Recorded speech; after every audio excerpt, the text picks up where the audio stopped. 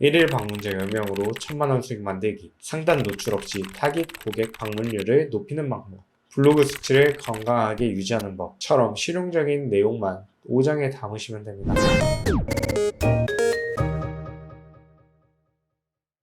안녕하세요, 남현우 대표입니다. 오늘은요, 전자책 목차 작성법에 대해서 알아보도록 하겠습니다.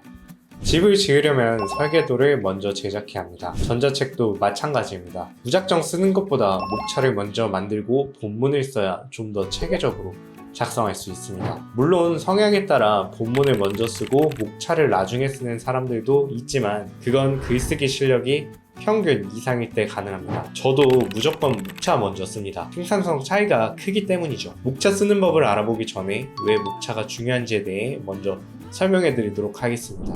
종이책과 전자책은 태생이 다릅니다. 여러분은 서점에 갔을 때 어떤 거를 먼저 보나요? 대부분 책 표지와 제목을 볼 겁니다. 그 후 마음에 드는 책이 보이면 책을 열어 본문을 확인합니다. 요즘에는 서점에 책 읽는 장소가 따로 마련되어 있어서 거기서 내용을 상세하게 살펴볼 수도 있습니다. 정리하면 다음과 같아요. 종이책 구매 절차는 첫째, 서점에서 책 표지와 제목을 확인합니다. 둘째, 목차를 확인합니다. 셋째, 본문을 살펴봅니다. 넷째, 유용하다고 판단하면 구매를 합니다. 그럼 이번에는 전자책을 한번 살펴보겠습니다. 전자책은 종이책처럼 본문을 자세하게 살펴보기 어렵습니다. 그런 이유에서 구매 절차가 다릅니다. 전자책 구매 절차는 다음과 같습니다. 첫째, 온라인 플랫폼에서 썸네일과 제목을 확인한다. 둘째, 상세 설명을 확인한다. 셋째, 목차를 확인한다. 넷째, 구매한다. 구매를 결정하기 직전에 살펴보는 게 목차입니다. 본문을 확인할 수 없기에 종이책보다 목차 중요도가 높습니다.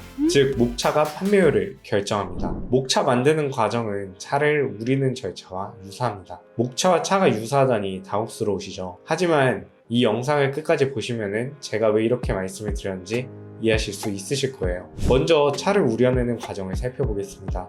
티포트에 물을 채우는 것에서 시작합니다.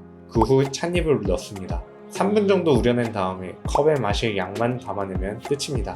목차 제작 과정도 같습니다. 수많은 지식 중 필요한 양만큼 티포트에 담는 과정이 목차 만드는 일의 시작입니다. 전자책 주제에 적합한 지식만 뽑아내 큰 틀에서 담아내야 됩니다. 그게 1장의 역할입니다. 1장에서는 전반적인 시장 분석과 뒤에 나올 내용을 이해하기 쉽게 만들기 위해 기초 지식을 전달해야 합니다. 2장부터는 컨셉을 담아내야 됩니다. 시중에 존재하는 지식에 찻잎을 넣는다고 생각하시면 이해하기 쉽습니다. 기존에 존재하는 수많은 지식과 내 전자책이 어떤 부분에서 다를 수 있는지 설명해야 합니다. 차별성을 고객이 납득할 수 있게 새로운 통찰력을 제시하는 부분이 2장이라고 생각하시면 됩니다. 이를 위해 새로운 시각에서 시장에 존재하는 문제를 분석해야 합니다. 네이버 블로그를 예시로 살펴볼게요. 대부분 전문가는 상위 노출에 주목합니다. 가장 상단에 뜨면 노출량이 많으니까 성공 확률이 높다는 게 그들의 주장입니다.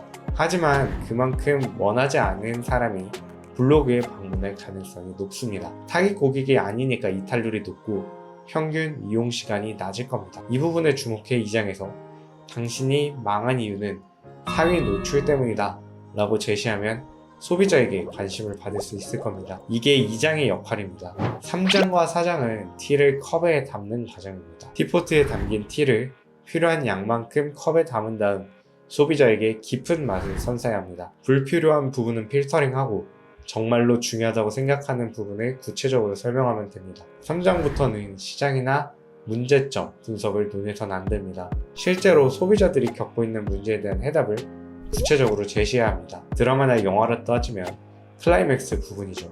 여기서 고객에게 감동을 주지 못한다면 이탈률이 높아집니다. 마지막으로 5장은 차를 마시는 과정입니다. 차를 마시고 몸에 변화가 생기는 것처럼 5장만 살펴봐도 실력 변화가 있어야 합니다. 이를 위해 5장은 안내 매뉴얼처럼 작성하는 게 좋습니다.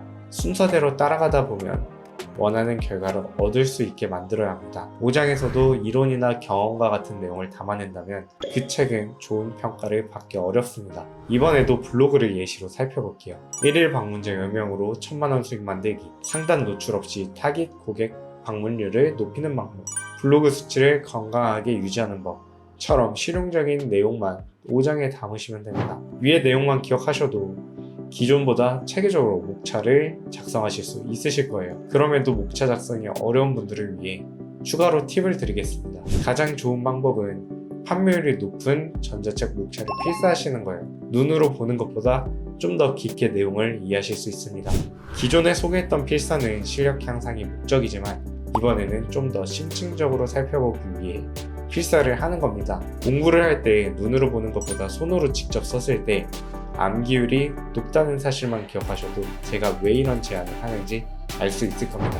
그래서 여러분들을 위해 제가 직접 쓴 전자책 상품 판매 페이지를 이 영상 설명란에 공유하겠습니다. 그래서 이 영상 설명란에 나와 있는 URL에 접속을 하셔가지고 어떻게 제가 목차를 썼는지 확인을 해보시고 그리고 그걸 직접 따라 써보시면서 목차 쓰는 실력을 키워보시길 바랄게요. 해당 전자책들은 모두 월 1,000만 원 이상 버는데 큰 영향을 미친 전자책들이기 때문에 하나하나 목차에 필사를 해보시면서 본인의 실력을 키워가시면 좋습니다. 네, 오늘 드릴 말씀은 여기까지고요.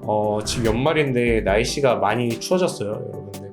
그래서 저도 지금 감기 걸려서 목소리가 잘 안 나오는데 여러분들한테 좋은 정보 공유하고 싶어가지고 이렇게 영상을 촬영하게 됐고요. 영상을 보시는 분들 모두 연말 동안 너무 고생 많으셨고 연말은 가족과 친구분들과 함께 행복한 시간 보내셨으면 좋겠습니다. 그럼 다음 영상에서 또 찾아뵙겠습니다. 감사합니다.